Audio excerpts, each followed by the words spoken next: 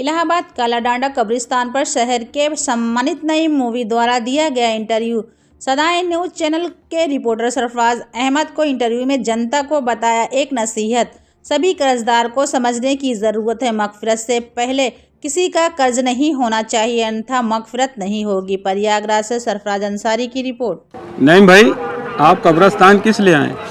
दरअसल एक शख्स का पीछा करते करते हम कब्रिस्तान आ गए। जी जी। दरअसल उसके फादर के ऊपर मेरा पैसा बाकी है जी। और अभी 3 साल पहले उनके फादर की डेथ हो गई। जी।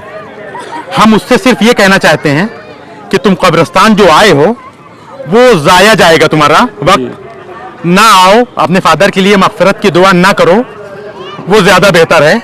इसलिए कि तुम्हारे अब्बा बिना हमारे चाहे वो जन्नत में नहीं जा सकेंगे, क्योंकि ये हक हमें अल्लाह ताला दे रहा है। उनके फादर के ऊपर मेरा कर्ज बाकी है और उस लड़के से हम ये कहने आए हैं कि तुम अपने फादर का कर्ज चुकाओ। मैं उससे 3 साल से कह रहा हूं, वो अपने फादर का कर्ज नहीं चुका रहा है। हम उससे ये कह रहे हैं कि तुम अपने पैसे से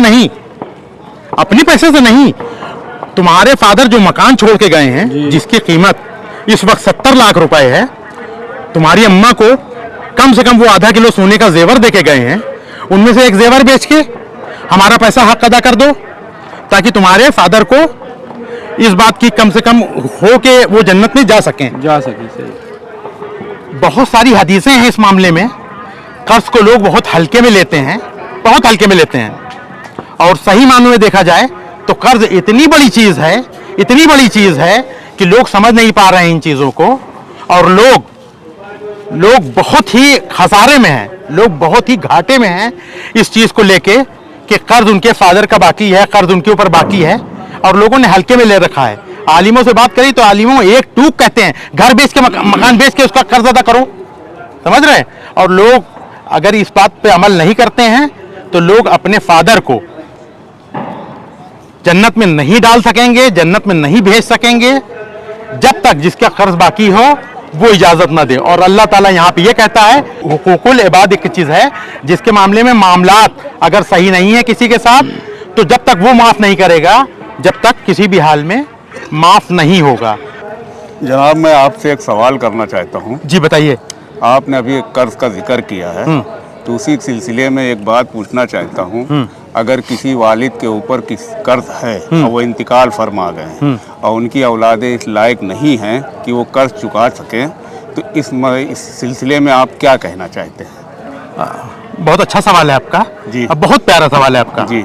सपोज कर लीजिए इस बच्चे के जी फादर के ऊपर मेरा कर्ज बाकी है जी, और हम इनके घर गए जी, तो हमने देखा ये बाहर खड़े होकर रो रहे हैं। ठीक। तो हमने इनसे पूछा कि तुम्हारे अब्बा कहाँ हैं? तो इन्होंने पूछा कि मालूम कहाँ गए। तो हमने इनसे पूछा कि तुम रो क्यों रहे हो? तो इन्होंने ये कहा कि हमारे टीचर ने हमको क्लास में आने से मना कर दिया है और कहा कि जब तक फीस नहीं जमा करोगे जब तक हम तुमको क्लास में जाने नहीं देंगे, और हमें क्लास से निकाल दिया। तो हमने जैसे इसके घर की तरफ देखा तो हमने कहा घर में अंधेरा क्यों है? तो कहते इन्होंने बताया कि 2 दिन से हमारे घर की लाइट कटी हुई है, पावर हाउस वालों ने काट दिया है, और बिल न जमा होने की वजह से। तो हो सकता है कि हम इनके अब्बा से जो 20,000 रुपए मांगने गए हैं, हो सकता है कि हम 10,000 रुपए और दे के चले आवे। मैं यही आपसे जानना चाह रहा था कि इसका क्या हल है।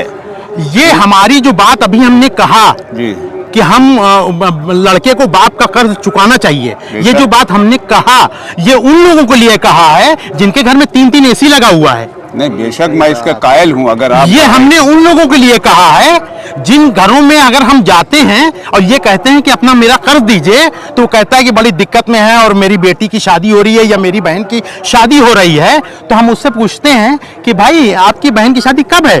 तो वो बताता है कि 26 फरवरी को है। तो हमने कहा ये शादी कहाँ से हो रही है?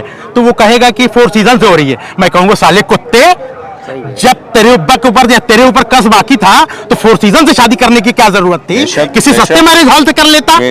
तो कहने का मतलब ये है कि लोगों के अपने काम के लिए तो सारा पैसा है, हाँ, अपने काम के लिए तो सारा पैसा है, जिसका कर्ज बाकी है वो किराए पे रह रहा है, और जिसके ऊपर कर्ज बाकी है वो आदमी 70 लाख रुपए के मकान में रह रहा है।